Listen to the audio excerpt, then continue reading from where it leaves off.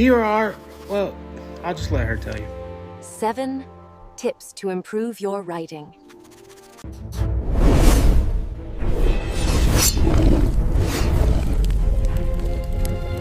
Hey, I'm Nico, and I hope this is helpful for you. Readers come to fantasy to read about the impossible. Where they put the book down and lose all respect is when you ask them to believe the implausible. Deus Ex Machina is not your friend. Readers still want an authentic experience. I'm going to show you how to write genuine, authentic, epic characters, plots, and settings. We're going to do some world building. We're going to cover all that. Let's go. Here is tip number 1. Yay! Tip 1. Your character needs a psychology, not a backstory.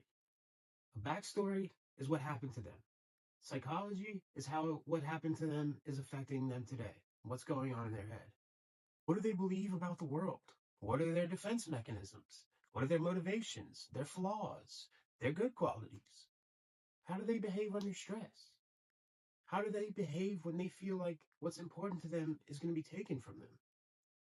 Fear is caused by not getting something they want or having something they want taken away from them. Get into the head of your character. How do they react to different situations? What do they think is funny? What do they think is not funny? Do they have vices? You can start with the 7 deadly sins. These are the things you need to ask yourself and then stick to it. There's nothing readers hate more than when writers cut corners and are basically lazy. If you have a character who's very selfish, doesn't give a crap about anyone, and you put him in a position where he has the opportunity to save someone at his own peril, he better not do it. Unless he's gone through a progression of a character arc to make him a better person, he would never go save that person. Your reader's never going to believe it. So don't write yourself into a corner and then just magically write yourself out of it. For me, and I love Harry Potter, but Prisoner of Azkaban, we find out Hermione has a time turner. I don't know if you've seen The Ringer, but it's like, when the fuck do we get ice cream? When the fuck do we get a time turner? Why haven't we been using this? Why don't we use this after that? A moment, I'm done. You're safe now. Well, because the story wouldn't be the same. Backstory tells me your character watched their village burn. Psychology tells me they flinch when they smell smoke. They sleep with a weapon at their side. They have problem with attachment. They think it's a liability. I work in behavioral health. I've seen how trauma affects people in various ways. It doesn't make them brooding or mysterious. It makes them anxious, reactive, avoidant. It gives them patterns they can't break. Put that in your character. Tip number 2. Consequences need to be permanent. As much as I hate it, as much as I love Ned Stark and wish he was still alive, the reason we feel like anybody at any time can die is because George killed off his main character in the first book. It's like, wait, what? Now, obviously, Ned is no longer the main character, and so far, 5 books. Hopefully, we'll get 2 more. But if people can be resurrected all willy-nilly, then there's no fear of death. Who cares if your character dies? Well, the paladin will just bring him back to resurrect him. If death can be reversed, death has no stakes. If injuries heal completely, combat has no weight. If relationships mend easily, betrayal means nothing. Let things cost something. Forever. There's always exceptions, but for the most part, stick to this. It's hard killing off characters. Trust me, it's pain. It hurts my heart, but that's reality. Again, impossible and implausible. I know dragons are real. I've met plenty of wizards. But back to the example of the selfish guy saving the kid, but he risked his own life. Again, unless he's gone through a progression of a character arc and become a better person, he's never going to do it, and the reader's never going to believe he's going to do it. Tip number 3. Tip number 3. Logistics matter. Another little boring, but they instantly make your world feel lived in and believable. They breathe life into any world building. Where does your army eat? Where do they get the food? Who makes the food? Who do they buy it from? Where does your army sleep? Where do they take a shit? How fast can an army travel? Who's supplying them? All these things are realistic. They make your world feel like it was there before the story and it'll be there after. That's what you want in world building. Amateurs write the battle. Professionals write the march. The logistics create the tension. The army is starving. The horses are dying. Morale is collapsing. That's drama. The sword fight is just release. For example, Game of Thrones early seasons, they talk about food constantly. Feeding King's Landing, supplying the war. That's not filler. That's world building that makes everything else believable. Here are a few more tips for you. Tip 4. Cinematic fight scenes through sentence structure. Short sentences, fast action. Long sentences, we're taking a breath, we're observing things, we're slowing down. Pause. Varying the rhythm controls your pacing, which is very important. Check out this example. He saw the blade coming. Twisted. Not fast enough. Steel bit into his shoulder. He stumbled. The world tilted. See how that feels? Now compare. He saw the blade coming and attempted to twist away from it, but he wasn't quite fast enough, and the steel bit deeply into his shoulder, causing him to stumble as the world tilted around him. Same information, completely different energy.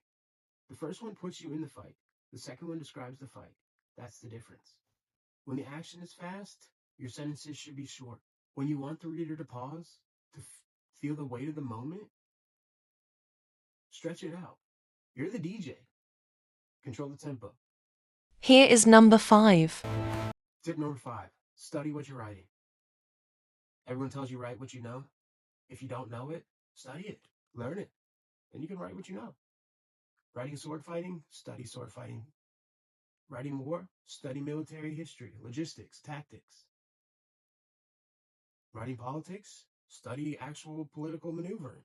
Writing addiction, I got that one covered. Videos coming soon. Real life experience. Can't get better than that. First-hand source. You cannot fake expertise. Readers who know the subject will smell the bullshit. And readers who don't know will sense something's off a bit. Even if they can't name it. Do the research. Watch videos. Look it up. Read about it. Or better yet, talk to someone who lived it. I write a character struggling with addiction. I've worked with addicts for years. I'm an addict myself. I know what withdrawal actually looks like. I know how people lie to themselves.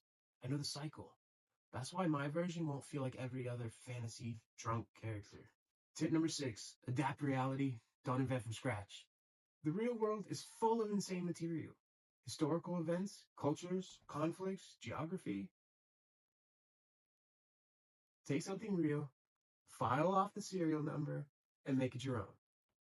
This grounds your world in something that actually works. The War of the Roses became Game of Thrones. The Mongol Empire inspired the Dothraki. The Catholic Church structure appears in 100 fantasy religions. You don't have to invent everything from nothing. Take what exists, change it, make it yours.